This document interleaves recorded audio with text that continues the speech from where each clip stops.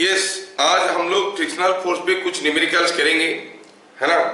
तो जब भी फ्रिक्शनल फोर्स का कोई न्यूमेरिकल करना है और मैग्नीट्यूड ऑफ फ्रिक्शनल फोर्स निकालना है तो ध्यान रहे कि पहले हम लोग निकालते हैं अप्लाइड फोर्स। अप्लाइड फोर्स क्या है? Net external force parallel to the surface of contact. उसके बाद क्या निकालते हैं? What is the normal reaction and what is the limiting frictional force.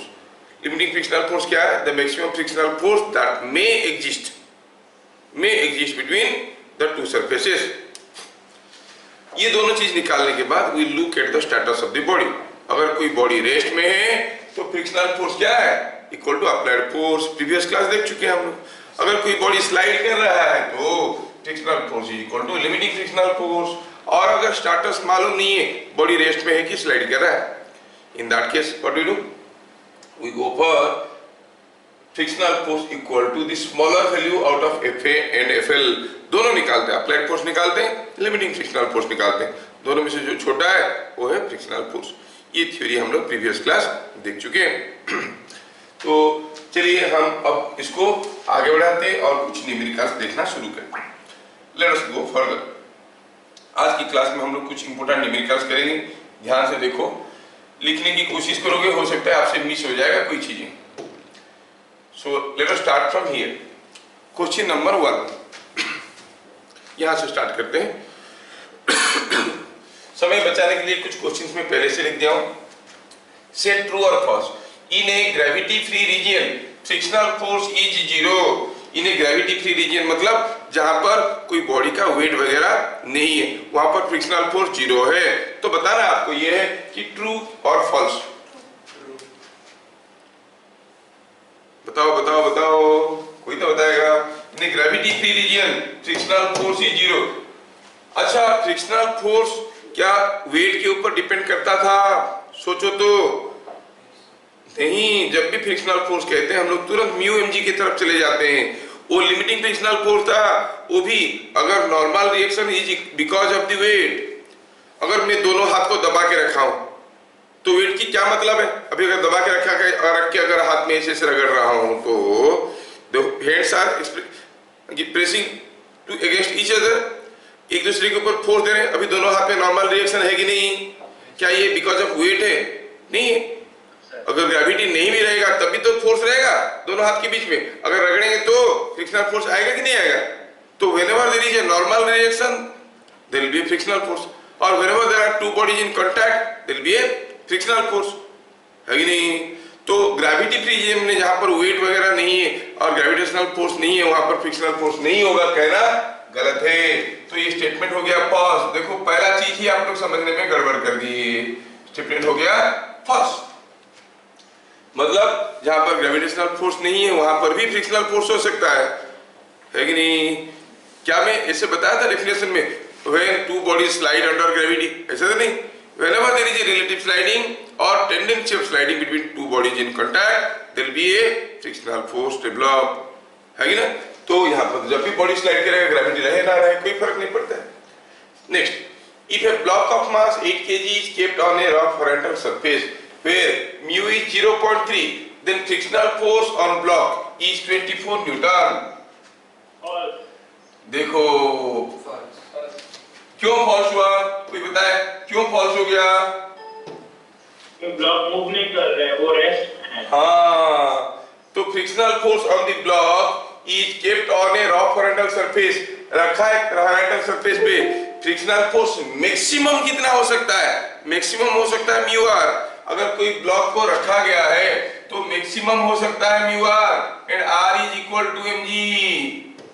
नहीं, मैक्सिमम म्यू आर मैक्सिमम हो सकता है 8 into G. Sorry, normal reaction क्या हो सकता है? 8 इंटू जी। और फ्रिक्शनल फोर्स मैक्सिमम कितना हो सकता है? म्यू इंटू 8 इंटू जी। 0.3 इंटू 8 इंटू जी, 0.8 इंटू 3, 0.3 इंटू 8 इंटू जी होता है 24 न्यूटन। मतलब वो ब्लॉक के नीचे मैक्सिमम फ्रिक्शनल फोर्स हो सकता है 24 न्यूटन। लेकिन अब कितना है कैसे पता चलेगा? क्योंकि हमें तो मालूम था कि जो फ्रिक्शनल फोर्स है वो कुछ भी हो सकता है between 0 to limiting frictional force, है कि नहीं? तो यहाँ पर 24 न्यूटन है, कह देना गलत है। Will say it is false. हाँ, अगर कोई बॉडी स्लाइड कर रहा होगा तो कहेंगे कि ये 24 न्यूटन होगा। ये तो दिया के रखा है, हमें ये भी मालूम नहीं है कि वो स्लाइड कर रहा है कि रेस्ट में नहीं। हाँ, तो क्या कहेंगे, स्टेटमेंट हो गया फॉल्स। ऐसा क्यों हुआ? बिकॉज हमें मालूम नहीं है बॉडी का स्टेटस क्या है, and we can not predict whether the body will be at rest or in sliding motion. तो कीपिंग दिस इन माइंड हमें पता चला कि statement is wrong. If a block is at rest, the frictional force on it is 0. False. क्योंकि कोई body rest में है तो frictional force is equal to applied force, नहीं तो 0 कह देना गलत है। हाँ देखो तुम लोगों को पकड़ में आने लगा, फॉल्स। बाद में आप लोग लिखोगे इसको, it is false. Next, when a man is walking, the direction of frictional force on his back foot is in forward direction. जब कोई आदमी चल रहा है उसके पीछे वाले पांव पे फ्रिक्शनल फोर्स आगे की तरफ होता है। ट्रू और फॉल्स? देखो इसलिए मैं बोला था थोड़ा तैयार हो क्या ना, हम बताए थे क्यों होता है फ्रिक्शनल फोर्स। क्या आप लोग प्रीवियस क्लास की वीडियो ढंग से नहीं देखे हो? पूजा चल रहा है, जब ये आदमी से चल रहा था इसके पांव पे फ्रिक्शनल फोर्स किधर को था, आगे की तरफ कि पीछे की तरफ? क्योंकि पांव पीछे फिसलने वाला है, तेल डाल दो पांव के नीचे पीछे फिसल जाएगा, मतलब अभी फ्रिक्शनल फोर्स उसको फिसलने नहीं दे रहा है, तो फ्रिक्शनल फोर्स इसको रोक के रख रहा है, तो आगे की तरफ होगा। ये था एक तरीका। फ्रिक्शनल फोर्स का डायरेक्शन जानने के 3 तरीका बताए थे। एक हुआ make the surface smooth and see how the body is tending to move, frictional force उसका ऑपोजिट डायरेक्शन में। दूसरा था see the applied force, the frictional force is opposite to the applied force. तीसरा था न्यूटन्स फर्स्ट लॉ। तो इस case में अगर तेल डाल देंगे तो कैसे होगा? तेल डाल देंगे तो ये पांव पीछे फिसल जाएगा। अब क्यों नहीं फिसल रहा है? कोई रोक रहा है, कौन? Frictional force. तो फ्रिक्शनल फोर्स आगे की तरफ है। अप्लाइड फोर्स वाला फंडा लगाएंगे तो through this leg he is applying a force on his foot in this direction. और ये जो फोर्स है उसका एक component parallel to the surface of contact है, उसका एक component parallel to the surface of contact है। तो कैसा है? ऐसा है। This component will behave as applied force. Applied force ऐसा है तो फ्रिक्शनल फोर्स ऑपोजिट है। और भी क्या बताए थे? न्यूटन्स लॉ यूज करके कोई बॉडी रेस्ट में जब तक एक्सटर्नल फोर्स नहीं आएगा वो मूव नहीं करेगा। तो ये आदमी खड़े था, रेस्ट में था, मूव करने लगा तो पक्का कोई एक्सटर्नल फोर्स आया होगा। और कोई बॉडी रेस्ट में है उसके ऊपर एक्सटर्नल फोर्स आएगा तो it will move in the direction of force. मैं रेस्ट में था और at a sudden started walking, means there must be some external force acting on me in the direction of my motion, so the frictional force must be in the forward direction. ऐसे करके 3 तरीका बताए थे। ठीक है, watch the videos properly. All this discriminations are not clearly given in any of your books. Remember they are very confusing in friction chapter. They take this is a ordinary chapter, but this is a very reasoning based chapter, logical based chapter. ठीक है, हाँ। For a sliding body, frictional force is always opposite direction of motion. For a sliding body, frictional force is always। तो ये क्या हुआ? True हुआ कि false हुआ? ऊपर वाला हाँ ये ट्रू हो गया, ये हो गया। तो ट्रू ही बोला था मैंने। अरे इधर कुछ लोग अलग में बोले थे ना, इधर भी हमारे सामने कुछ लोग बैठे हैं ज्ञानी लोग जो गलत बोले थे, तो उनके लिए इसे समझाना पड़ा। तो ये हो गया true. For a sliding body frictional force is always in opposite direction of motion.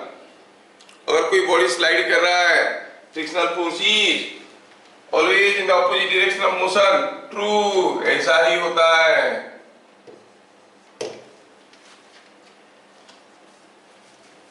समझ में आया क्या?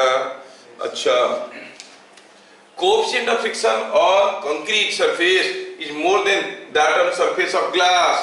कंक्रीट सरफेस पे म्यू का वैल्यू ज्यादा है कि ग्लास की सरफेस पे म्यू का वैल्यू ज्यादा है? कंक्रीट सरफेस पे म्यू का वैल्यू ज्यादा है। तो फिर मेरे पास पर क्या डिपेंड करता है ना दोनों। यस, यू कैन नॉट से, क्योंकि अगर कंक्रीट के ऊपर आइस ब्लॉक मूव करवाएंगे mu will be very less, glass के ऊपर रबर ब्लॉक मूव करवाएंगे mu will be very high. नहीं, तो mu is not decided by single surface, दो सरफेस मिलकर डिसाइड करते हैं। तो ये कहना कि ग्लास की सरफेस पे म्यू कम है, कंक्रीट की सरफेस पे म्यू ज्यादा है, ये गलत है। तो क्या लिखेंगे? फॉल्स। ऐसा नहीं कह सकते, हो सकता है कुछ दूसरा होगा। क्यों? क्योंकि mu depends upon both the surfaces of contact. एक सरफेस अकेला नहीं बता सकता। कोई पूछेगा ये बोर्ड की सरफेस पे म्यू कितना है बताओ, अब बोलो किसके साथ? अलग अलग चीजों के लिए अलग अलग म्यू होगा। क्या मेरी बात समझ में आ रहा है? चलिए, now question, a ladder is kept against a wall as shown. एक लेडर ऐसे रखा गया है, देखो। The frictional force on wall and floor respectively are in which direction. देखिए और बताइए, फ्रिक्शनल फोर्स वॉल पे कैसा है और फ्लोर पे कैसा है? डायरेक्शन दिया गया है ए बी सी। कौन सा करेक्ट है? थोड़ा कोशिश करिए, कौन सा करेक्ट है? तो आपको कौन सा आंसर लग रहा है? वॉल पे और फ्लोर पे फ्रिक्शनल फोर्स कौन सा होगा? बी लग रहा है, किसी को बी लग रहा है। चलिए मैं बताता हूं आंसर। अब देखो, ये जो लेडर है इसका नेचुरल टेंडेंसी क्या है? खड़े हो जाने की या फिसल जाने की? टेंडेंसी क्या है? फिसल जाने की टेंडेंसी है। ओहो, तो लेडर का लोअर एंड फिसलने की कोशिश कर रहा है, तो उस पर फ्रिक्शनल फोर्स कैसे आएगा? ऐसे। तो फिर फ्लोर पे कैसे आएगा भैया? फ्लोर पे आएगा ऐसे, क्योंकि frictional force on the two surfaces of contact are equal and opposite, है कि नहीं? ऊपर वाला एंड नीचे फिसलने की टेंडेंसी रखता है, तो ऊपर वाले एंड पे फ्रिक्शनल फोर्स कैसे रहेगा? ऐसे रहेगा। लेकिन वॉल पे कैसे रहेगा? ऐसे। तो कौन सा आंसर हो गया? सी। क्या मेरी बात समझ में आया? ये गड़बड़ कर दिया ना, है ना? तो frictional forces on wall and floor are like this and like this. आया समझ में? इन एबोव क्वेश्चन, ये वाला ऊपर वाले क्वेश्चन में, ये थोड़ा डिफिकल्ट क्वेश्चन है। देखो बता दो तो आपको जीनियस कहा जाएगा। In above question, in above case, can the ladder be at rest if this is 0, this is not 0, this is not 0, this is 0? क्या बता सकते हो? लेडर रेस्ट में रह सकता है क्या? सोच के बताओ। I want to redraw the figure, I want to redraw the figure, दोनों केस के लिए। बड़ा इंटरेस्टिंग क्वेश्चन है, थोड़ा दिमाग की जरूरत। एक्सप्लेन कर सकते हैं? कौन सा? Question number 2? Yes sir. Question number 2 दोबारा बताते हैं। क्वेश्चन नंबर 2 में बताया है कि एक लेडर ऐसे रखा गया था, और बताओ वॉल पे और फ्लोर पे फ्रिक्शनल फोर्स कैसे होगा? ये लेडर का नेचुरल टेंडेंसी क्या है? फिसल जाने की टेंडेंसी है ना? ये लेडर ऐसे रखा है तो इसे फिसल जाने की टेंडेंसी है ना? तो इसका मतलब लोअर एंड जो है लेडर का, वो फिसलने की टेंडेंसी रखता है, फिसलने की टेंडेंसी रखता है। तो that means it is tending to slide towards right. तो लोअर एंड पे फ्रिक्शनल फोर्स कैसे होगा? Towards left. कौन दिया?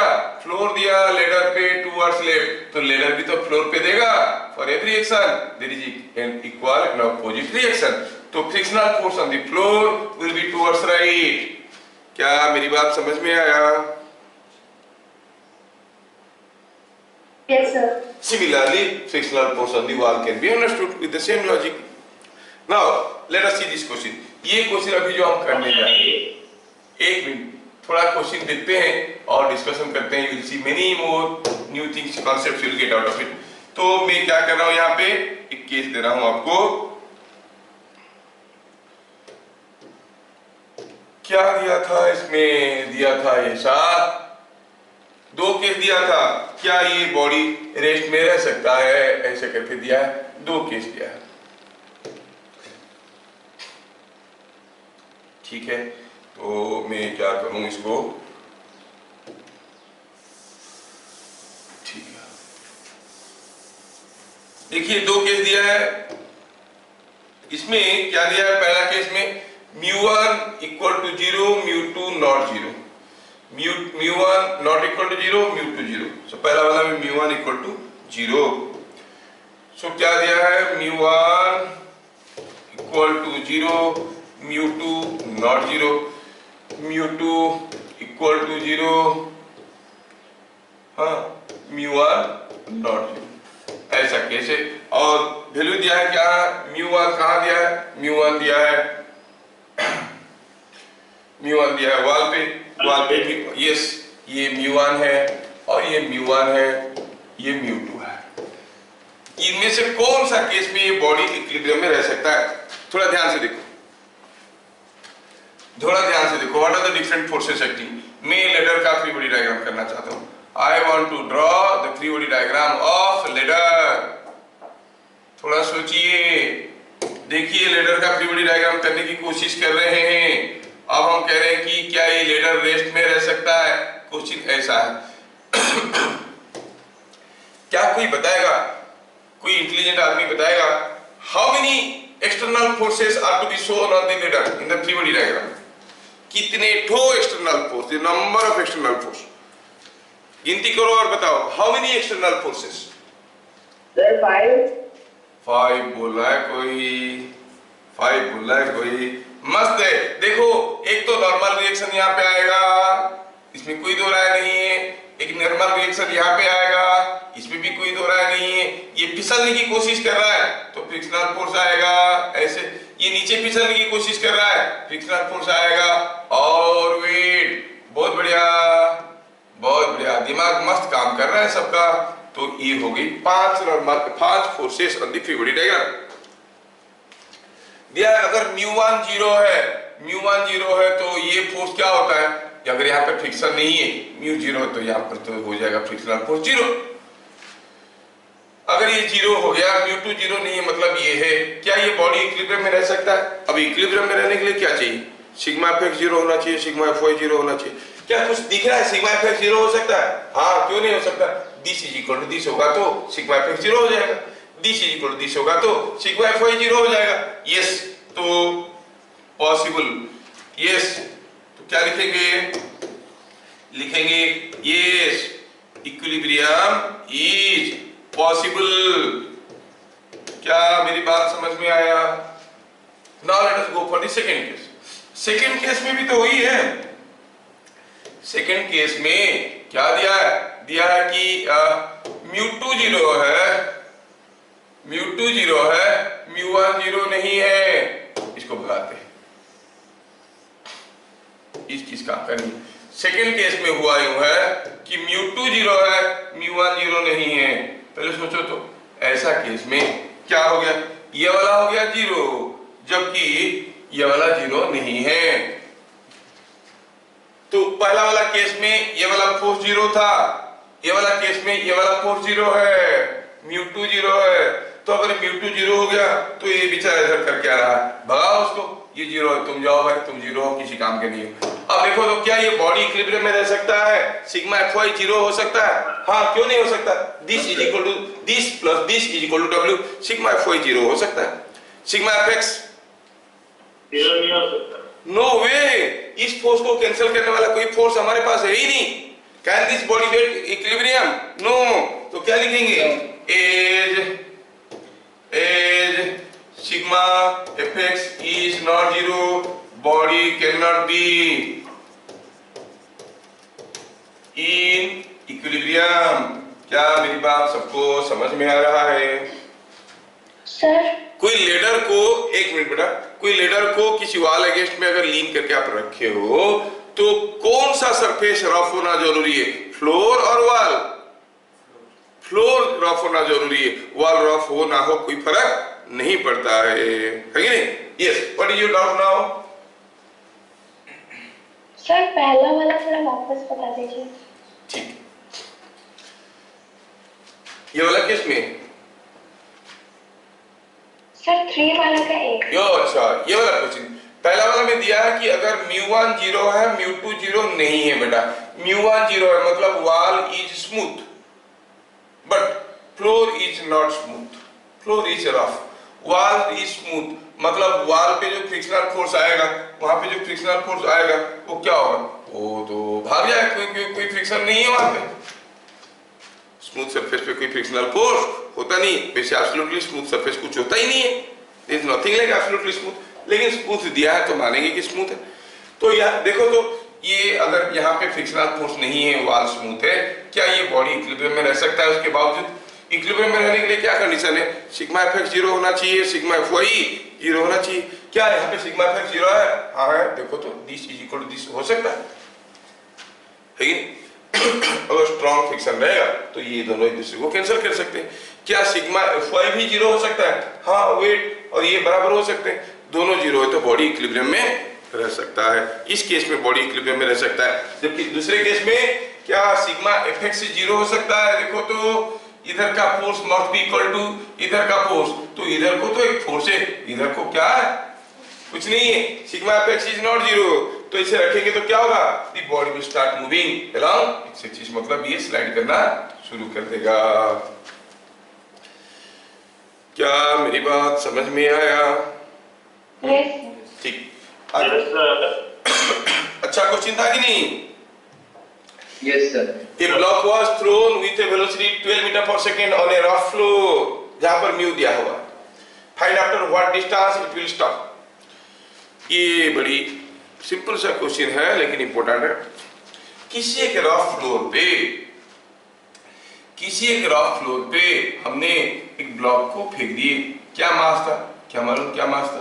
कोई एक मास तो होगा। ब्लॉक को हम फेंके कितना स्पीड में? 12 मीटर पर सेकेंड में। तो जैसे ब्लॉक फिसलने लगा तो पक्का उसके ऊपर फ्रिक्शनल फोर्स आया होगा। You know the frictional force must have come. कैसे? ऐसे, और ये स्लाइड कर रहा है तो फ्रिक्शनल फोर्स कितना होगा? द लिमिटिंग फ्रिक्शनल फोर्स है कि नहीं? चलो पहले जो डाटा मालूम है लिखते हैं सॉल्यूशन में। As the block slides, ठीक है, लिखने की कोई हड़बड़ी नहीं है। As the block slides, you will see frictional force is equal to limiting frictional force. Here, what is R? बताइए, what is the normal reaction? mg. So what is the limiting frictional force? mu mg, जबकि mu का value दिया हुआ है, डालेंगे, थोड़ा wait करो। Fl is equal to mu mg। अच्छा, क्या बता सकते हो what is the initial velocity of the block? Yes, it is given 12 meter per second। क्या कोई बताएगा ये ब्लॉक एक्सीलरेशन कर रहा है कि रिटार्डेशन? Retardation. हाँ, ब्लॉक जा रहा था इधर, फ्रिक्शन रोकने की कोशिश कर रहा है। What is the retardation? Force by mass. क्या फोर्स इसको रोकने की कोशिश कर रहा है? लिमिटिंग फ्रिक्शनल फोर्स, जो कि उल्टा है। यस, कितना हो गया? म्यू इनटू जी। और म्यू कितना? म्यू तो म्यू है, दैट इज 0.2 है, जी तो 10 है। 0.2 into 10 is 2 metre per second square. जबकि ये एक्सीलरेशन नहीं है तो मैं रिटार्डेशन है तो एक माइनस साइन लिखना चाहूंगा। I will write this is retardation, so -2 metre per second square.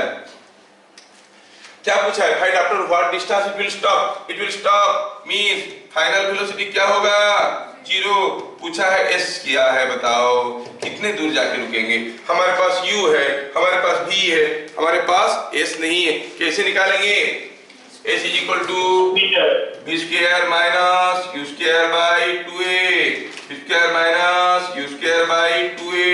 तो v तो 0 था, u स्क्वायर हो गया 144, ऊपर एक माइनस साइन, नीचे भी एक माइनस साइन है, कैंसिल हो गया बाई 4, तो इट इज 36 मीटर। 36 मीटर जाने के बाद ये रुकेगा। क्या मेरा क्वेश्चन सबको समझ में आया? Is it understood? Yes, sir. Yes. तो पता चला कि ब्लॉक कितना दूर जाके रुकेगा। ये कितना दूर जाके रुकेगा? It will stop after a distance of 36 metre. It will stop after a distance of 36 meter। ठीक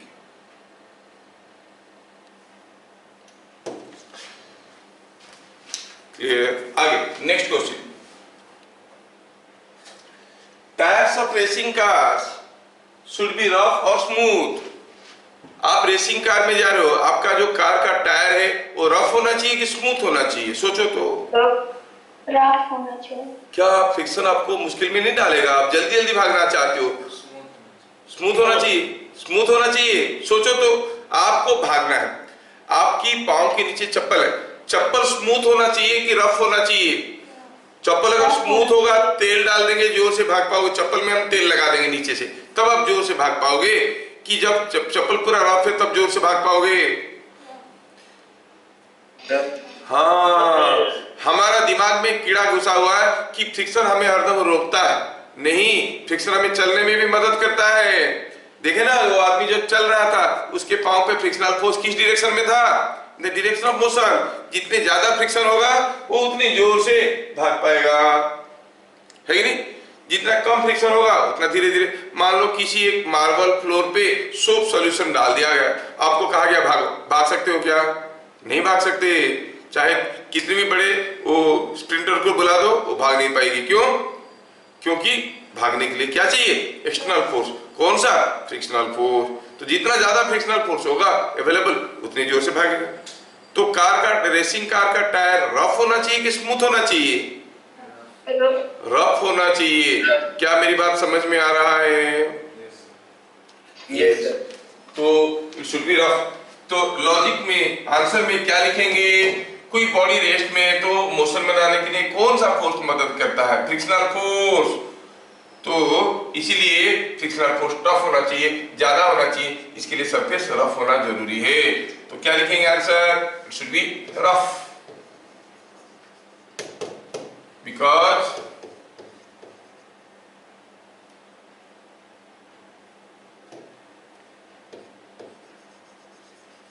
the frictional force helps to accelerate।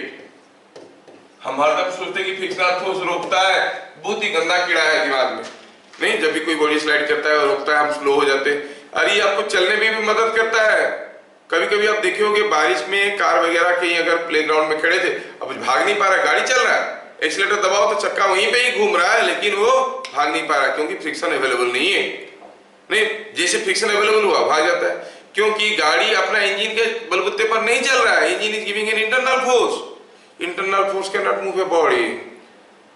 External force के चलते चलता है। अगर बाहर जो सरफेस पे गाड़ी खड़ा है वहां पे अगर फ्रिक्शनल फोर्स अवेलेबल नहीं है तो कहां चलेगा? फ्रिक्शन अवेलेबल रहेगा तभी जाके गाड़ी चलेगा, नहीं तो चक्का तो वहीं पे घूमते रह जाएगा, घूमते रह जाएगा। क्या मेरी बात समझ में आ रहा है? यस।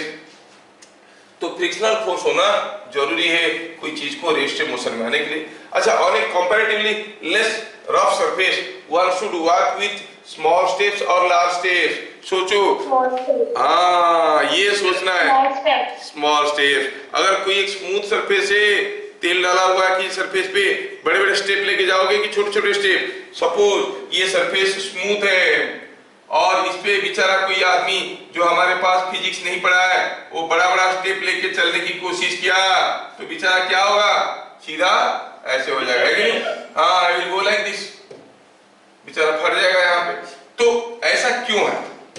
क्योंकि पहले थोड़ा सोचते हैं कि ऐसे क्यों हो रहा है। जब वो आदमी बड़ा स्टेप ले रहा है, ये पाँव बहुत ज्यादा टेढ़ा है और एक पाँव को ड्रॉ करते हैं। I am trying to draw only this figure, just a minute. एक पाँव मान लो ऐसा है, छोटा स्टेप जाते वक्त पाँव ऐसा है और बड़ा स्टेप जाते वक्त पाँव ऐसा है। पिछला पाँव की बात करें, है कि नहीं? when you are going with bigger steps, when you are going with smaller steps, तो ऐसा रहेगा, ऐसा रहेगा। मैं अंतर समझ में आ रहा है? This man is going with smaller steps, this man is going with bigger steps। bigger step जाते वक्त applied force ज्यादा था कि smaller step जाते वक्त applied force ज्यादा था? Applied force is the force you are applying here into cos theta when you are going with bigger steps. Theta is small, cos theta is more, applied force is more. When applied force is more and even more than the limiting frictional force, तो क्या होगा? पाँव फिसल जाएगा। जब भी applied force limiting frictional force से ज्यादा हो जाता है बॉडी फिसलने लगता है ना? The body will slide। क्यों? क्योंकि applied force ज्यादा हो गया। आप कभी मूवी वगैरह में देखे होंगे कि मान लो कि किसी को शेर दौड़ा रहा है, हीरोइन को शेर दौड़ा रहा है ना? या फिर विलियन को हीरो दौड़ा रहा है। वो दौड़ता तो है, या फिर भूत दौड़ा रहा है, कभी कोई भूत पिक्चर में देखते हैं, वो दौड़ते दौड़ते बार बार गिरते हैं। Have you not observe? दौड़ रहा फटाफट गिर गया, फिर से उठा, फिर से दौड़ा, फिर गिर गया। आपको क्या समझ में नहीं आता? कोई नॉर्मल आदमी अगर कोई दौड़ेगा तो गिरेगा क्यों बार बार? है कि नहीं? वो गिरता क्यों है? क्योंकि वो कितनी मैक्सिमम जोर से जा सकता है, कितना मैक्सिमम एक्सीलरेशन ले सकता है, वो किसके ऊपर डिपेंड करता है? पाँव के नीचे कितना फ्रिक्शन है। नहीं, उससे ज्यादा अप्लाइड फोर्स देने के आगे जाने की कोशिश करेगा तो पाँव फिसलेगा। So on every surface with what maximum acceleration you can run is fixed. कितना, जितना आपको मैक्सिमम एक्सटर्नल फोर्स मिल सकता है। कोई आदमी को किसी रॉक फ्लोर पे मैक्सिमम एक्सटर्नल फोर्स क्या मिलेगा? म्यू इंटू आर, आर मतलब mg, mg तो मैक्सिमम फ्रिक्शनल फोर्स क्या हो गया? Mu mg। तो किसी आदमी के ऊपर मैक्सिमम फ्रिक्शनल फोर्स होगा म्यू mg जब किसी रॉक फ्लोर पे खड़ा है। तो कितना मैक्सिमम एक्सीलरेशन में दौड़ सकता है? Mu mg by m, that is mu g, है कि नहीं? तो कोई दौड़ेगा तो मैक्सिमम म्यू जी एक्सीलरेशन में दौड़ सकता है, उससे ज्यादा एक्सीलरेशन में दौड़ने की कोशिश करेगा, उसके पांव फिसल जाएंगे और गिरे। तो जब कुत्ता दौड़ाता है या फिर भूत दौड़ाता है हीरो को, फिर वो भागते हैं, वो मैक्सिमम जोर से भागने की कोशिश करते हैं, भूल जाते हैं कि हम दौड़ रहे हैं अपने बलबूते पर, नहीं फ्रिक्शन के बलबूते पर। लेकिन भूत के पास दिमाग रहता है, जोर से भागते हैं तो पांव फिसलता है और गिरते हैं। समझ में आया? तो आप भी अगर किसी सरफेस से सडनली बहुत जोर से दौड़ने की कोशिश करोगे, देखोगे आप भड़म भड़म करके गिर रहे हो। सडनली आप खड़े थे, कहीं देखे पीछे 2 फीट दूरी पे एक सांप है, भागोगे जोर से, क्या हुआ? भड़ाक करके सांप के ऊपर गिरोगे। सांप बोलेगा अभी तक तो मारा भी नहीं था और इससे पहले ही मेरे को मार दिया। नहीं, बेचारा वो भी भागेगा। अच्छा, हाँ ठीक है। और अगर वो स्मूथ सरफेस है तो 2 फीट की दूरी पे सांप है, डरने की क्या बात है? क्या सांप आपके पास आ सकता है? अब उसको भी तो फ्रिक्शन चाहिए, वो तो अपनी जगह ऐसे ऐसे ऐसे करता रहेगा, आगे नहीं आ पाएगा। डरने की कोई बात नहीं, दूर पे देखो। जो वाइल्ड एनिमल्स होते हैं ना, उनको रखने के लिए ऐसे किया जाता है। बीमार वाइल्ड एनिमल्स होते हैं, उनको अगर खुले में छोड़ेंगे तो मुश्किल करेगा, बांध के रखेंगे तो तबीयत खराब है उसका। तो एक सरफेस रहता है, थोड़ा सा इंक्लाइन करके रखते हैं और उसमें पूरा स्लिपरी बना के रखते हैं, उसको वहां पे छोड़ देते हैं। वो खुला महसूस तो करता है लेकिन भाग नहीं सकता, चलेगा भी तो धीरे धीरे चलता है क्योंकि पाँव फिसलता है। तो जैसे पाँव फिसलता है वो चलना बंद कर देता है, वहीं पे पड़ा रहता है चुपचाप, मतलब खुले में भी रहता है और उसका कॉन्फिडेंस बचा हुआ रहता है कि मैं खुले में हूं, लेकिन वो जा नहीं सकता, नीचे फ्रिक्शन है नहीं। ठीक है, ओके फाइन, आगे बढ़ते हैं।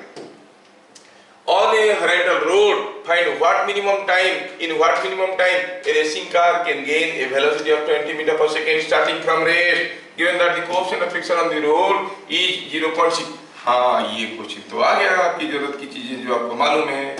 क्या आपको मालूम है? आपको मालूम है कि पूछा है कोई कार है, ये कार है, ये कार पूछा है, ये कार कितना कम समय में, in what minimum time it can gain a velocity of 20 metre per second. कितनी समय में स्टार्टिंग फ्रॉम रेस्ट, मतलब इनिशियल वेलोसिटी 0 था, और कितनी समय में इसका वेलोसिटी हो जाएगा 20 मीटर पर सेकेंड, मतलब काफी ज्यादा स्पीड हो जाएगा। कितनी समय में? 20 सेकेंड। ये समझ में आना चाहिए कि क्या है वो चीज। v will be 20 metre per second, v will be 20 metre per second. Previous question में इसका आंसर बता दीजिए। Yes yes yes. अब ये कार का मैक्सिमम मैक्सिमम एक्सीलरेशन क्या हो सकता है? तो क्या लिखेंगे? Maximum external force, maximum external force. ये कार बेकार का जगह खा रहे हैं। हाँ, तो क्या लिखे? The maximum external force the car can avail to accelerate, ये समझ में आना चाहिए। the maximum external force the car can avail, कहां से लाएगा एक्सटर्नल फोर्स? इंजन के बलबूते पर नहीं चलता है car. the maximum external force that the car can avail is to accelerate is mu mg। So maximum acceleration कितना होगा? मैक्सिमम एक्सीलरेशन कितना होगा? mu mg by that is mu g। mu कितना? 0.6, so it is 6 metre per second square. और क्या दिया है? Initial velocity 0, final velocity 20 metre per second. क्या हम टाइम बता सकते हैं? अरे क्या रखा है, तो बच्चों वाली चीज है, v minus u by a। b है 20, u हो गया 0, 20 बाई 6। यस यस यस, तो आंसर आ गया 10/3 सेकेंड्स। कितनी कम समय में ये कार अपना स्पीड ला सकता है? अगर वो मैक्सिमम एक्सीलरेशन में जाएगा, मतलब इतना जोर से वो अपना एक्सीलरेटर दबाया कि चक्का जो है उसका जस्ट फिसलने वाला है, क्योंकि फ्रिक्शनल फोर्स कितना है? Mu m g. Frictional force कितना है? Mu m g. Frictional force mu m g होने का दो रीजन है। एक तो है कि body is about to slide, या फिर वो स्लाइड कर रहा है। वो एक्सीलरेटर को ऐसे दबाया कि चक्का हूं करके स्लाइड भी कर रहा है और कार आगे भी जा रहा है। चक्का स्लाइड कर रहा है और कार आगे जा रहा है, तब एक्सीलरेशन कितना होगा? एक्सीलरेशन होगा म्यू जी। समझ में आ रहा है क्या? क्योंकि उसको कितने जल्दी पकड़ रहा है? 20 मीटर पर सेकेंड वाला स्पीड। क्या मेरी बात समझ में आ रहा है? तो बहुत जोर से एक्सीलरेटर दबाएगा, चक्का उसका घूमने लगेगा, इवन रोड पे भी फिसलने लगेगा। जब फिसलने लगेगा फ्रिक्शनल फोर्स क्या हो गया? Mu m g. तो क्या होगा उसका एक्सीलरेशन? Mu G. समझ में आया? अच्छा, number 7, a block of 6 kg thrown with 15 meter per second on a rough floor stops in 5 seconds. Find mu on the floor. ये बच्चों वाली क्वेश्चन तो आप लोग कर लोगे। Can I expect an answer from you? Question क्या है? दिया है कि कोई ब्लॉक को फेंका गया रफ फ्लोर पे। जब भी कोई ब्लॉक हमारा फिसलता है उसके ऊपर जो फ्रिक्शनल फोर्स आता है, फिसलता हुआ ब्लॉक के ऊपर फ्रिक्शनल फोर्स क्या है? Mu m g. तो फिर एक्सीलरेशन कहाँ? एक्सीलरेशन रिटार्डेशन होगा। रिटार्डेशन हुआ कितना? Mu m g by m, that is mu g. Mu कितना है? अरे वही तो निकालना है। अच्छा, इनिशियल वेलोसिटी कितना है? Initial velocity is 15 metre per second. और फाइनली रुकेगा, रुकेगा मतलब फाइनल वेलोसिटी 0 है। कितना समय के बाद रुकेगा? दिया है 5 सेकेंड के बाद। सब कुछ डाटा दिया हुआ है, फिर भी म्यू नहीं निकलेगा है? V equal to U plus AT, formula डालिए। Yes 0.3 yes yes yes, U plus AT। V तो 0 है, U है 15 और A है माइनस म्यू जी, T है 5। तो क्या मिला? सिंपलीफाई करिए तो क्या मिल जाएगा इसमें से? So from this we find T is equal to 15 by mu, और T का वैल्यू तो 5 है और म्यू का वैल्यू क्या है? 15 by 50। It is 15 by mu का वैल्यू है 15 by 50, 15 by 50, it is 3 by 10, 0.3। समझ में आया क्या? हाँ, कितना सिंपल तो है। इससे सिंपल कोई चीज हो नहीं सकता। क्या ये चीज सबको समझ में आया? Yes sir. Yes, sir. Yes. Sir. चलिए, ओके।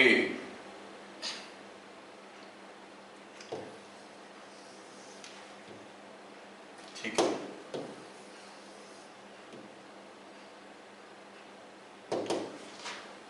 ठीक है। अब अगला क्वेश्चन आपके लिए, करिए।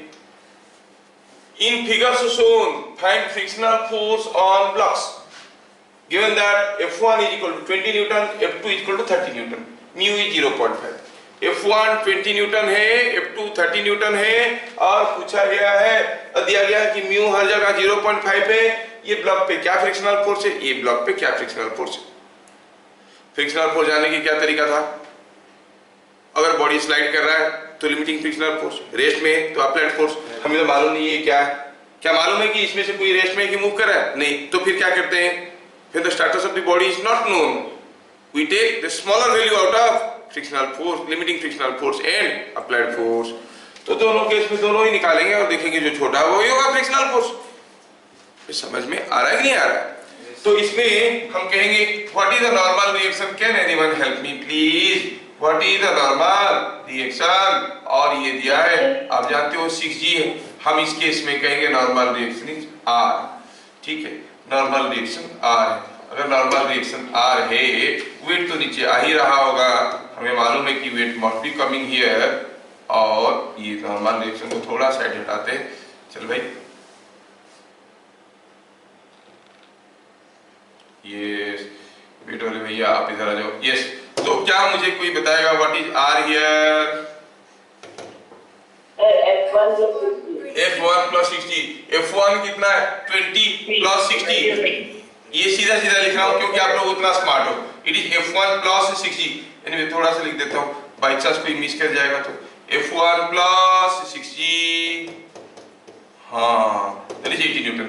अच्छा बताओ तो फिर लिमिटिंग फ्रिक्शनल फोर्स क्या है, mu into R, 0.5 into 80, 0.5 into 80 कितना हो गया 40 न्यूटन। अच्छा अप्लाइड फोर्स क्या है, what is the applied force here, the force parallel to the surface of contact F2 कितना है 30 न्यूटन, है ना। तो आपको दिख गया, क्या दिख गया, limiting frictional force is 40 Newton, applied force is 30 Newton. So what is the frictional force 30 Newton. 30 Newton. दोनों में से जो छोटा है इससे पतला ये चला, frictional force is equal to छोटा force out of the two that is 30 newton. Exactly in the same way you try for this case. Here is a normal reaction R, equate है 60, है ना। तो बताओ R कितना है भैया, R कितना है, it is F1 6G minus F1 है कि नहीं, 6G is 60, F1 is already given 20, so it is 60 minus 20 is equal to 40 Newton। अच्छा लिमिटिंग फ्रिक्शनल फोर्स वो तो म्यू आर होता है, mu is 0.85, 0.5 into 20 sorry into 40 into 40 is equal to 20 Newton. और applied force तो वही F2 है, F2 कितना है 30 न्यूटन। बताओ अब ये बॉडी रेस्ट में है कि मूव करेगा, मूव करेगा भाई, applied force limiting frictional force से ज्यादा है। The body is under accelerated motion because applied force is more than limiting frictional force, है ना। और क्या होगा फ्रिक्शनल फोर्स, जो दोनों में से छोटा है, दोनों में से जो कौन छोटा है 20 न्यूटन, जो छोटा होता है वही होता है।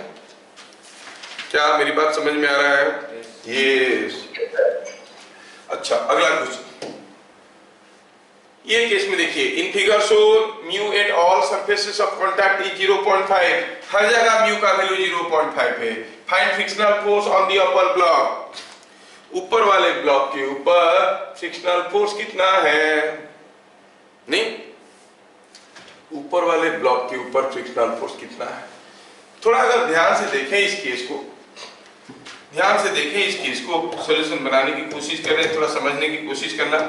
ये जो ऊपर वाला सिस्टम है, ये वाला सिस्टम, ये पूरे सिस्टम को मैं थोड़ा यहाँ पे लाता हूँ और आपको दिखाता हूँ।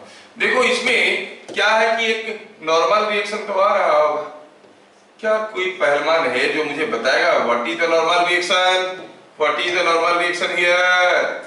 आप होगे यस, ये समझ में आना जरूरी था। It is 55G, so R is equal to 5G। अच्छा कोई बताएगा what is limiting frictional force on floor, on floor की बात करें, on floor limiting frictional force क्या है, म्यू इंटू आर। म्यू हर जगह 0.5 पे, आर अगर 50 है तो ये बन गया 25 Newton. So limiting frictional force on floor is 25 Newton. हाँ सर ये भी समझ में आया, समझ में आया। तो थोड़ा इसको जगह कम देते हैं, तो बहुत फैल के बैठा है, ठीक। तो mu R is equal to 25 newton. What is applied force here, applied force कितना है 20 newton. Will this body move, ये बॉडी मूव करेगा क्या, अच्छा बॉडी मूव नहीं कर रहा है, लेकिन नीचे वाला बॉडी का मूव करने की टेंडेंसी है ना, मूव करने की टेंडेंसी है, तो नीचे फ्रिक्शनल फोर्स आएगा।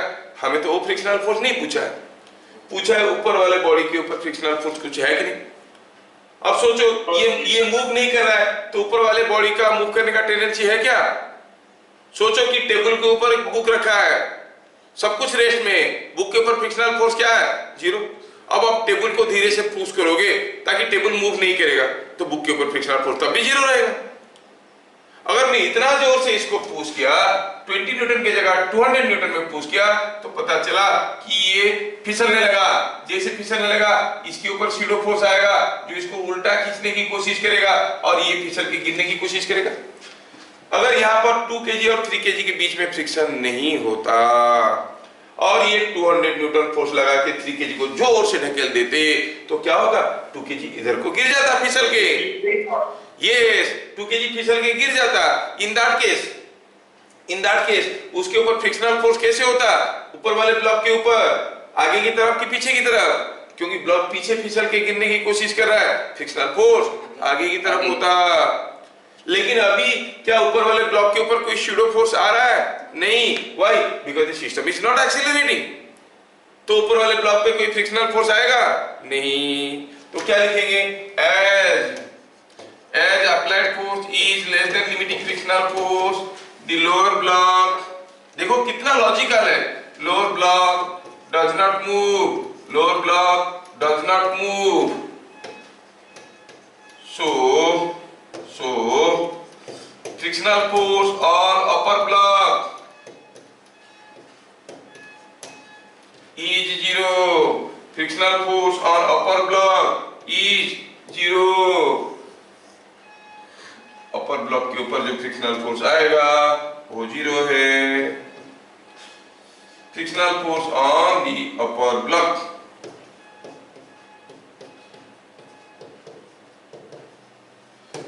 क्या मेरी बात समझ में आया?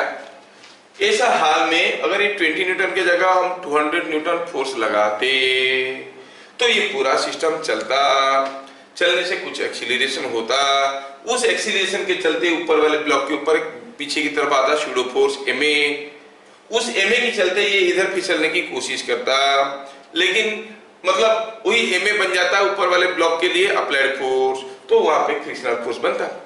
अभी जब हम छोटा सा फोर्स लगाए, नीचे का ब्लॉक मूव नहीं कर रहा है, there is no acceleration, no pseudo force, no applied force on the upper block. If there is no applied force on the upper block there will be no frictional force. कोई body पे frictional force होने के लिए या तो उसको slide करना चाहिए या फिर उसके ऊपर अप्लाइड फोर्स होना चाहिए, है कि नहीं? हाँ, तो हम देख रहे हैं कि ऊपर वाले ब्लॉक ना स्लाइड कर रहा है ना ही कोई अप्लाइड फोर्स दिया गया, तो फ्रिक्शनल फोर्स इज 0। नेक्स्ट ये क्वेश्चन को देखिए, इन figure shown M1 is sliding on M2, M1 एक ब्लॉक है जो इसके ऊपर स्लाइड कर रहा है, M2 कोई एक स्लैब है, but M2 is at rest, M2 move नहीं कर रहा है, M2 एक बड़ा सा स्लैब पड़ा है, उसके ऊपर कोई ब्लॉक स्लाइड कर रहा है। ऐसा हो सकता है कि नहीं हो सकता? टेबल के ऊपर कोई ब्लॉक स्लाइड कर रहा है, टेबल मूव नहीं कर रहा है, ऐसा भी तो हो सकता है। हाँ, देखो दिया है कि M1 और M2 के बीच में कोएफिशिएंट ऑफ फ्रिक्शन M1 है, अब μ1 है, M2 और फ्लोर के बीच में कोएफिशिएंट ऑफ फ्रिक्शन μ2 है।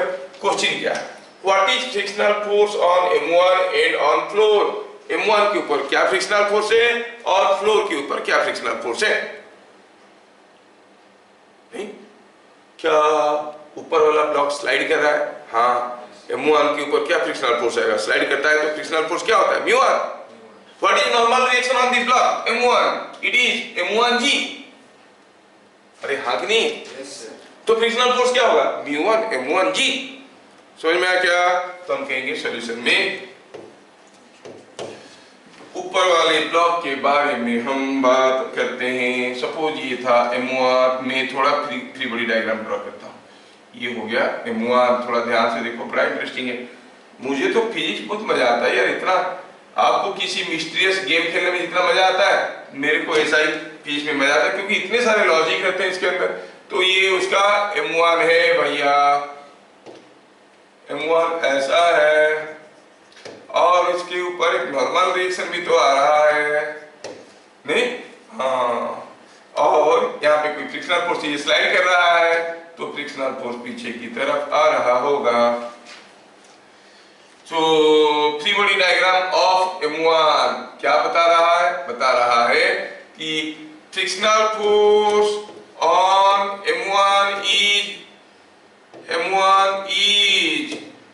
μ1 M1G, क्योंकि स्लाइड कर रहा है। और कैसे हुआ? क्योंकि R की वैल्यू M1G है और ये फ्रिक्शनल फोर्स μR है, ये सब जानते हो, इसलिए भी सीधा लिख दिया। क्या इतना लिखना काफी है कि समझा के लिखना पड़ेगा? काफी है ना? R कितना है? M1G, तो फ्रिक्शनल फोर्स हो गया μ1R, दैट इज μ1 M1G। पहला बिट का बात खत्म। दूसरा बिट में frictional force on the floor. अच्छा, थोड़ा रुको भाई, देखो यहाँ पे ये तो इंटरेस्टिंग है। जिसका दिमाग चल गया। देखो यहाँ पे ये जो स्लैब रखा है, ये जो फ्रिक्शनल फोर्स यहाँ पर आया कौन सा है बताओ? μ1 r। ये कौन दिया? चलो इसको r1 कहते हैं। हाँ, μ1 r1 कौन फ्रिक्शनल फोर्स दिया? ये ब्लॉक के ऊपर फ्रिक्शनल फोर्स तो आया, नो डाउट दिख रहा है। कौन लगाया? स्लैब लगाया। तो for every action there is an equal and opposite reaction, है कि नहीं? For every action there must be some equal and opposite reaction. हम देख रहे हैं कि इसके ऊपर एक अपोजिट रिएक्शन आएगा, मतलब स्लैब के ऊपर भी एक फ्रिक्शनल फोर्स यहाँ पे आएगा। और कितना है? μ1 r1, है कि नहीं? क्या बता सकते हो यहां पर क्या होगा? यहां पर क्या होगा? नॉर्मल रिएक्शन, सपोज कुछ R2 है और ये ब्लॉक जो यस R2 M2G नहीं है, R2 M2G नहीं है माय डियर, R2 M2G नहीं है, क्योंकि जो स्लैब है वो ब्लॉक के ऊपर, ये ब्लॉक जो स्लैब जो है ब्लॉक के ऊपर दो फोर्स दिया है, नॉट ओनली फ्रिक्शनल फोर्स, एक नॉर्मल रिएक्शन भी तो दिया है। For every reaction there is an equal and opposite reaction, तो ये इसके ऊपर एक R1 भी तो दे रहा होगा और इसका अपना वेट है M2G। लेकिन इतना सब जानने की हमें क्या जरूरत है? और ये स्लैब के ऊपर अप्लाइड फोर्स कौन सा है? What is that external force because of which this slab is likely to move? बताओ कौन सा फोर्स के चलते मूव करेगा? ये समझ में आना चाहिए। सोचो कि एक टेबल है, टेबल के ऊपर बड़ा सा एक पैकेट रखा है, आप पैकेट को खींचते हो तो टेबल आपकी तरफ आता है। टेबल को आपकी तरफ कौन लाया? क्योंकि आप पैकेट को खींचे तो पैकेट के ऊपर फ्रिक्शनल फोर्स पीछे की तरफ हुआ, टेबल के ऊपर फ्रिक्शनल फोर्स आगे की तरफ हुआ, वही फोर्स उसको ड्राइव करके आपकी तरफ ला रहा है कि नहीं? So what is the driving force here? What is the applied force here? You से μ1 r1। और ये बॉडी मूव नहीं कर रहा है, अगर ये मूव नहीं कर रहा है तो फ्रिक्शनल फोर्स क्या होगा बाबा? When a body does not move, the frictional force is equal to applied force. Yes. है ना बहुत डिफिकल्ट सोच? क्या सबको समझ में आ रहा है? On lower block, on lower block, आप कहोगे applied force क्या है? Applied force is μ1 r1 which is μ1 m1g. As lower block does not move, lower block does not slide, does not, कहाँ जगह भी नहीं है यहाँ पे, चलो ठीक है। As the lower block does not slide, चलो तुम छोटे हो जाओ, छोटा। As lower block does not slide,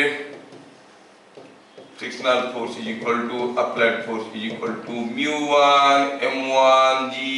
देखो यहाँ का μ2 यहाँ का m2 किसी काम का नहीं रहा। नीचे फ्रिक्शनल फोर्स कितना होगा? ऊपर वाला ब्लॉक और उसके नीचे का फ्रिक्शनल फोर्स के ऊपर डिपेंड कर रहा है कि नहीं?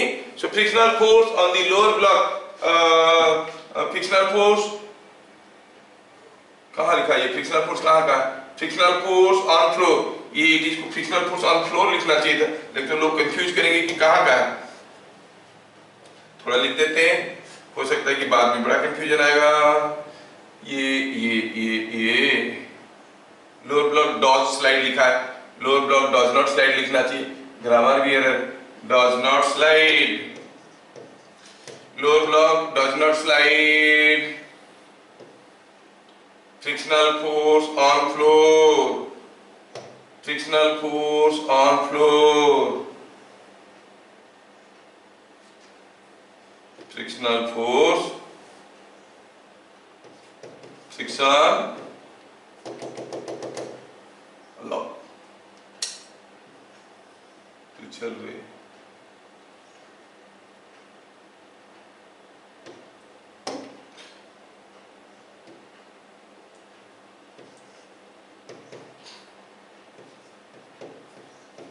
friction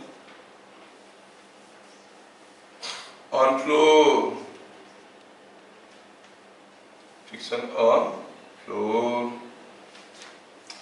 थोड़ा ग्लिच आ रहा है कुछ लिखने में, let me C.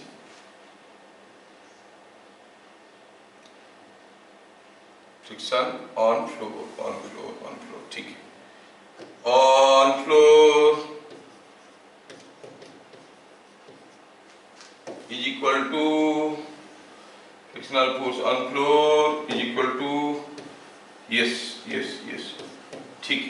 Frictional force on floor is equal to μ1 m1g। क्या मेरी बात सबको समझ में आया ये वाला question? Yes, sir. Frictional force on floor is equal to applied force is equal to μ1 m1g। अब ठीक है, समझ में आया? चलिए आगे बढ़ते हैं। क्या ये क्वेश्चन किसी को दोबारा चाहिए? फटाक से दोबारा बता देता हूं। दिया है कि ऊपर वाला ब्लॉक स्लाइड कर रहा है, नीचे वाला रेस्ट में, बताओ फ्लोर पे फ्रिक्शनल फोर्स क्या होगा? ऊपर वाला स्लाइड कर रहा है मतलब ऊपर वाले पे फ्रिक्शनल फोर्स होगा। कितना होगा? जो मैक्सिमम है वो होगा। कितना है maximum? μ1 × r1 that is μ1 m1g। μ1 m1g is the frictional force on the upper block जो कि इस डायरेक्शन में है।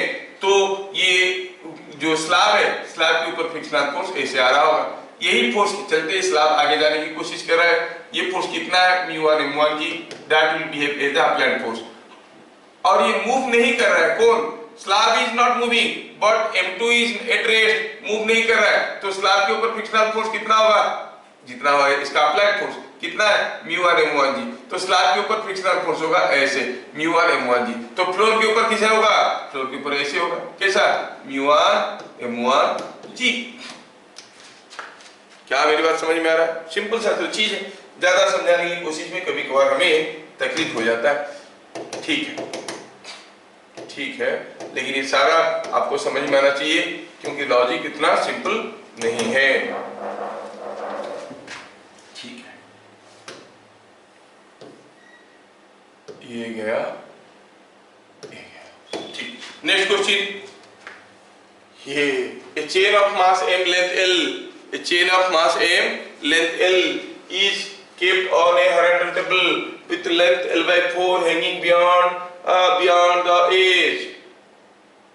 beyond का स्पेलिंग गलत है क्या? hanging beyond the edge।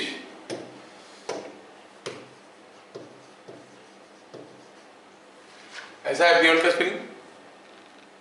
BEYOND। तो सही है कि गलत है? क्या कंजूस लोग मेरे से इतना सारा चीज सीखते हो, थोड़ा सा कुछ नहीं बताओगे? बदनामी करोगे मेरा। Beyond edge, beyond edge find frictional force on chain if the chain is at rest, the chain start slipping. Chain है भाई, ये चेन का मास कितना है? मास दिया है m। Total mass of the chain is m। Total mass है chain का m है। अच्छा, चेन का अगर मास m है, लेंथ l है, तो आप क्या कहोगे? पहले चलो सूत्र निकालते हैं सॉल्यूशन में कि what is the normal reaction on table.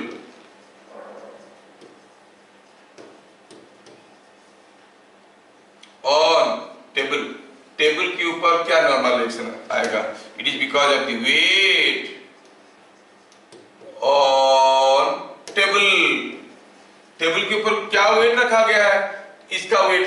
अगर ये L/4 है तो ये कितना है? 3L/4 है। मास कितना है? 3m/4 × g। पूरा मास m है ना, ये 3/4 है तो 3m/4 × g। ये नॉर्मल रिएक्शन का यहाँ टेबल पे। ओह, समझ में आ गया? ठीक है, नॉर्मल रिएक्शन ऑन टेबल, ये हमें समझ में आया। चलो मेरी भाई, ऐसे normal reaction on table is understood. Now I want to know what is applied force. What is applied force? Applied force is yes, ये समझ में आना चाहिए। It is weight of hanging part, weight of hanging part बन गया applied force, क्योंकि जो झूल रहा है वही तो खींच रहा है। कितना मस्त आप लोग बोल रहे हो, दिल पूरा गार्डन हो गया, क्योंकि आप लोग याद रखे हो प्रीवियस क्लास में बताया था थोड़ा सा। बढ़िया। Now what is the weight of the hanging part? ये पूरा L/4 है ना, पूरा मास m है तो ये m/4 है, तो इट इज mg/4। क्या मेरी बात समझ में आ रहा है? फिर दिया कि ये चेन रेस्ट में है। ऑप्शन ए में जाओ भैया। अभी और क्या रखा है? ऑप्शन ए में जाओ, chain at rest. Chain at rest मतलब फ्रिक्शनल फोर्स क्या होगा? अप्लाइड फोर्स मतलब mg/4 समझ में आ रहा है। और दूसरे केस में चेन अगर स्लाइड कर रहा है, इसमें तो कोएफिशिएंट ऑफ फ्रिक्शन नहीं दिया। Chain, if the chain starts slipping, starts slipping, chain अभी स्लिप करना शुरू करता है, स्टार्ट्स स्लिपिंग। हाँ, ये सोचने वाली चीज है। कोई चेन स्लिप करना स्टार्ट करता है मतलब it is equal to limiting frictional force. लेकिन जब वो चलना शुरू करेगा, just at the verge of motion, है ना, तो करोगे क्या कहोगे, तो आप कहोगे the frictional force must be equal to slightly greater than this. लेकिन यहाँ पर दिया नहीं है, फिगर में म्यू मेंशन करना बहुत जरूरी था, मैं मेंशन कर देता हूँ। यहाँ पे कोएफिशिएंट ऑफ फ्रिक्शन म्यू दिया है, यहाँ पे कोएफिशिएंट ऑफ फ्रिक्शन म्यू दिया है, तो क्या कहेंगे, frictional force is equal to limiting frictional force, और वो कितना है, म्यू इनटू आर। आर कितना था, 3mg/4, 3mg/4। क्या क्वेश्चन समझ में आया? Yes, sir. Yes, yes, yes. Next question. In the figure shown, both blocks are of same mass. Find acceleration of the blocks. दोनों ब्लॉक का मास बराबर है। कितना है? नहीं, बराबर है। कितना है वो मालूम नहीं है, लेकिन बराबर है। बताओ एक्सीलरेशन क्या होगा? क्या ये पुली प्रॉब्लम का टाइप 1 कैटेगरी में आता है? दोनों का एक्सीलरेशन बराबर होगा, ये जितने जोर से नीचे जाएगा ये उतने जोर से नीचे जाएगा। तो इसमें हम लोग न्यूमेरिकल सॉल्व करने के तरीका तो देखे थे, क्या था बताओ? टाइप 1 कैटेगरी में ड्राइविंग फोर्स नहीं, बाय ड्रिवन मास।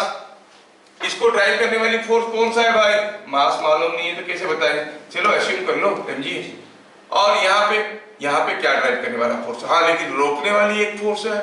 अगर ये एक्सीलरेट करेगा, स्लाइड करेगा, तो फ्रिक्शनल फोर्स होगा म्यू इनटू आर, और दैट इज म्यू mg, है कि नहीं? है कि नहीं? तो what is the driving force? It is mg minus mu mg। This is the net force driving the system. Mu का वैल्यू दिया है 0.8, तो ये बन गया mg, वो common 1 minus 0.8 is coming out to be 0.2 mg। ओहो, ये हो गया net force. What is the driven मास? ये जो नेट फोर्स है उसके चलते कौन सा मास चलेगा? ए और बी और बोथ ये भी चलेगा। So it is 2m। क्या हम एक्सीलरेशन बता सकते हैं? Yes yes yes yes, 0.2 mg by 2m। एक m दूसरा m को खा गया, it is coming 0.1 into g का वैल्यू 10 है, तो it is 1 metre per second square. क्या सबको समझ में आया? Yes, sir. यस। अगला, हाँ बोलिए। सर वो म्यू mg कैसे हो? वो ऐसे होता है, भगवान की माया है ना। अभी अगर ये एक्सीलरेट करेगा मतलब ये स्लाइड करेगा, दिया है कोई चीज स्लाइड करेगा तो फ्रिक्शनल फोर्स कितना होता है भाई? कोई बॉडी स्लाइड कर रहा है, फ्रिक्शनल फोर्स होता है limiting frictional force, that is mu R. And what is R here? अगर इसका मास m है तो आर तो mg है, तो फ्रिक्शनल फोर्स होगा म्यू mg। होगा कि नहीं होगा? Is it understood? Yes sir. हाँ, क्योंकि हम लोग अभी इतने सारे क्वेश्चंस कर चुके हैं तो थोड़ा बहुत तो मैं स्किप कर सकता हूँ क्या? पूरा रामायण में पढ़ाते पढ़ाते कहाँ तक गया? तुम बार बार पूछोगे सर ओ सीता जी थे कौन? बार बार पूछोगे तो लोग बोलोगे अरे क्या कर रहा? तब से मैं आ गया, अभी 10th चैप्टर में आ गया, फिर भी पूछ रहे सीता जी थे कौन? क्या म्यू mg क्या है, समझ में आया आपको? क्या समझ में आया? What is mu mg? Yes, sir. Yes. चलिए आगे बढ़ते हैं। In figure shown, if 2 kg is moving down with constant velocity 1 meter per second, 2 kg नीचे जा रहा है 1 meter per second में, find mu on the floor और mu on the table, ऐसे पूछा। constant velocity में जा रहा है, for constant velocity motion, what should be the applied force? अरे कोई बॉडी constant velocity में जा रहा है कब जाएगा कांस्टेंट वेलोसिटी में? मैं बताया था, आप भूल जाते हो। When applied force is equal to limiting frictional force, तब नेट फोर्स 0 हो गया।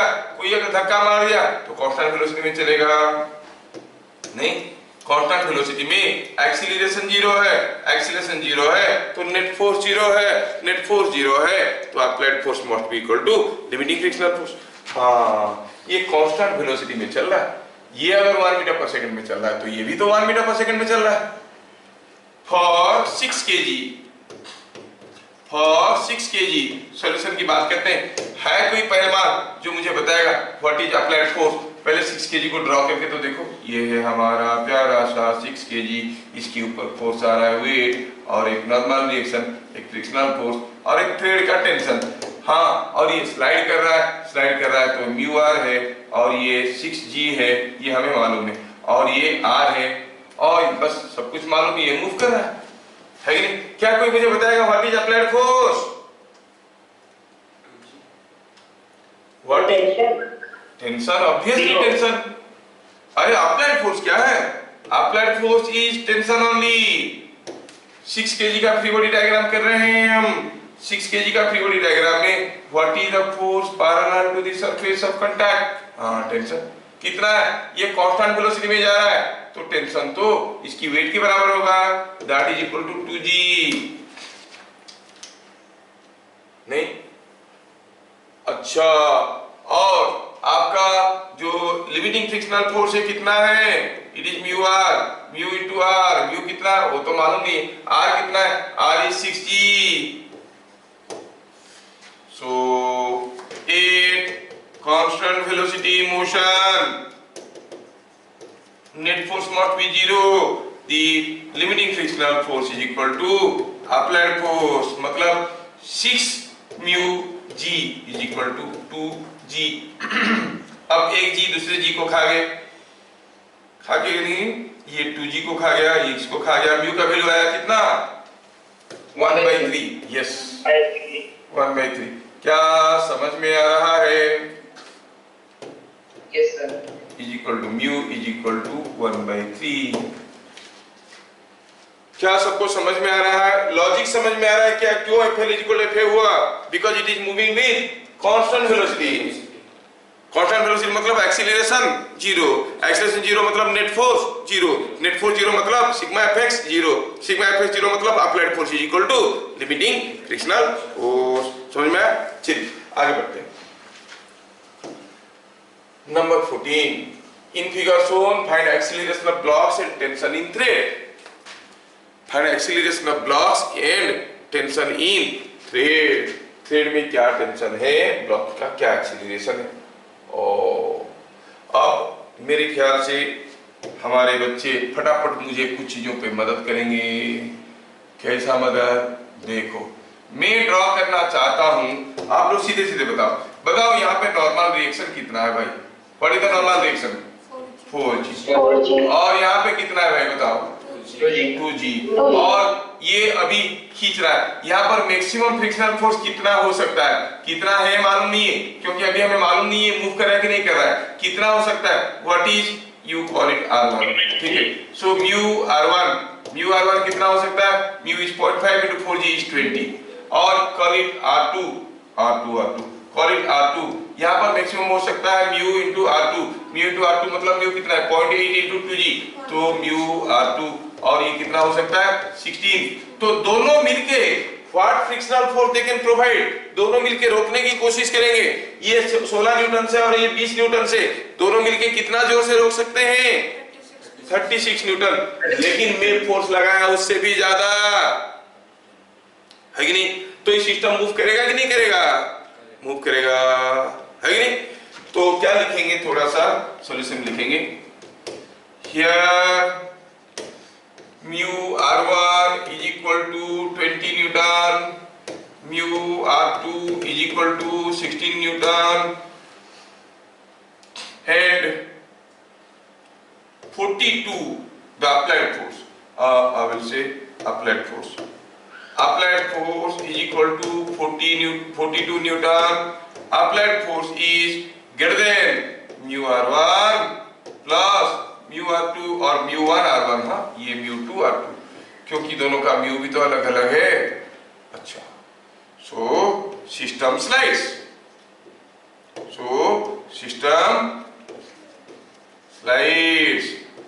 क्या मेरी बात हजम हो रहा है? Yes sir. तो क्या एक्सीलरेशन होगा भाई?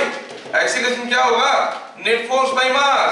नेट फोर्स मतलब 42 में आप खींच रहे हो और ये दोनों जाने को पसंद नहीं करते, आपके साथ रोकने की कोशिश कर रहे हैं, और टोटल मास कितना है? 4 + 2 है कि नहीं? कितना हो गया ये? 42 - 36 is 6/6 each, 1 meter per second square. The blocks will move with a force of or with an acceleration of 1 meter per second square. क्या मेरी बात समझ में आया? ये 24 Newton. Tensor is 24 Newton. Correct. You are correct. You are correct. पूछा बताओ tension, ठीक है थोड़ा टेंशन कर देते हैं। 24 न्यूटन पे बोला, चलो निकाल के देख लेते हैं टेंशन। चलो टेंशन देखने के लिए we shall go for next question, next beat में जाएंगे। टेंशन पता करना था भाई, ये 4 kg का मास है और इसको इधर को कुछ टेंशन है और ये मूव कर रहा है with an acceleration 1 metre per second square, और इसके ऊपर एक शैडो फोर्स आ रहा होगा। ये 4 kg था, 4 × 1, और बाकी नॉर्मल रिएक्शन वगैरह तो एज यूजुअल है। ये मूव कर रहा है तो ये म्यू आर है और ये 4g है, नहीं? सो T, ये हो गया किसका? Free body diagram of 4 kg। और 4 kg में फ्री बॉडी डायग्राम बनाया हूं, और 4 kg में फ्री बॉडी डायग्राम बनाया हूं। I have drawn the free body diagram for 4 kg. तो T = फ्री बॉडी डायग्राम में सारा एक्सटर्नल फोर्स ये के साथ शैडो फोर्स दिखा चुके हैं। हम कह सकते हैं सिग्मा Fx = 0, तो आप कहोगे T = μr + 4 × 1 शैडो फोर्स है ma, so it is coming out to be 20 + 4 is 24 Newton. देखो हल्के हल्के करते करते आप लोग कितना डिफिकल्ट न्यूमेरिकल पे धीरे धीरे आने लगे हो। फाइन, क्या ये क्वेश्चन सबको समझ में आया? हाँ चलिए अगला क्वेश्चन। ये क्वेश्चन आपके लिए थोड़ा सोच लीजिए इसको। इन figure shown the same block can be moved by a force F1 और F2। F1 फोर्स लगा के खींचेंगे तभी मूव करेगा, F2 फोर्स लगा के प्रेस करेंगे तभी मूव करेगा। ये ब्लॉक को इधर को खींचोगे तो ये मूव करेगा, और ऐसे प्रेस करोगे तभी मूव करेगा।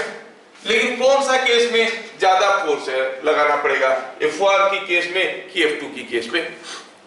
F2 के केस में। क्यों ऐसा आपको लगा भाई F2 का केस में क्यों?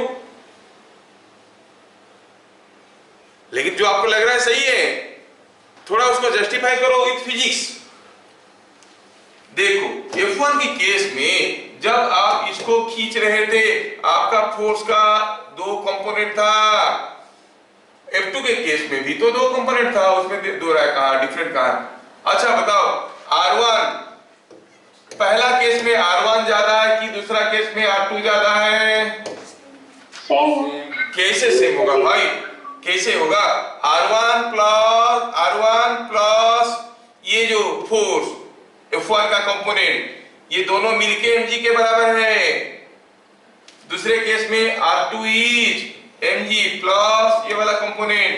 ध्यान से देखो, एक केस में फोर्स का कंपोनेंट इसको उठाने की कोशिश कर रहा है, R1 ज्यादा है कि R2 ज्यादा है? सिग्मा Fy = 0 करो और सोचो। R2 ज्यादा है, क्योंकि यहाँ पर कोई दबाने की कोशिश कर रहा है उसको।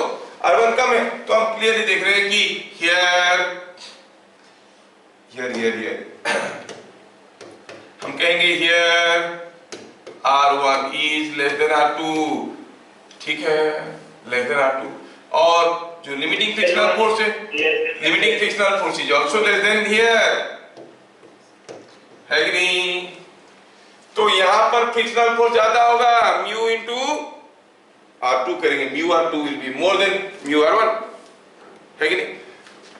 तो मूव करवाने के लिए यहाँ पर अप्लाइड फोर्स कितना है, F1 cos थीटा। यहाँ पर अप्लाइड फोर्स क्या है, component of force parallel to the surface, F2 cos थीटा। तो जिस केस में ज्यादा फ्रिक्शनल फोर्स होगा उस केस में अप्लाइड फोर्स ज्यादा होना है, अप्लाइड फोर्स ज्यादा होगा तो ज्यादा फोर्स चाहिए। सो क्या मेरी बात समझ में आ रहा है? सो F2 is more than F1। आप कभी ट्राई करके देख सकते हो, ये क्वेश्चन अक्सर आता है, what is difficult pulling a garden roller और पुशिंग ए गार्डन रोलर। कोई गार्डन रोलर को पुश करके लेना आसान है कि पुल करके लेना आसान है? पुल करके लेना, pulling is looking to be easier, pushing is looking to be difficult. आपके घर में आपके सामने एक टेबल रखा है, आप क्या करोगे, टेबल को ऐसे प्रेस करके मूव करवाने की कोशिश करो, but at certain angle to horizontal. देखो ज्यादा फोर्स लग रहा है कि टेबल को ऐसे सर्टेन एंगल में खींचने की कोशिश करो, देखो ज्यादा फोर्स लग रहा है, खींचने में आसान होगा और पुश करने में ज्यादा डिफिकल्ट होगा। लेकिन तब जब ये फोर्सेस हॉरिजॉन्टल के साथ कुछ कुछ एंगल कर रहे हैं, अगर मैं इसको ऐसे पुश करूं या फिर ऐसे पुल करूं तो दोनों केस में my frictional force will be mu mg only। So I will say when we are pushing और पुलिंग हॉरिजॉन्टली तो it is equally tough to push और pull, but when you are pushing और pulling at certain angle above the horizontal, pulling is easy, pushing is difficult. क्या मेरी बात समझ में आ रहा है? Is it understood? Yes, sir. तो here क्या कहेंगे, when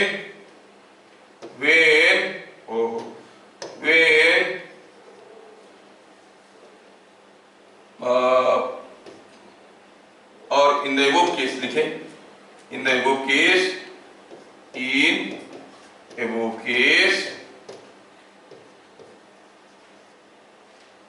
pulling is easy, pushing is difficult।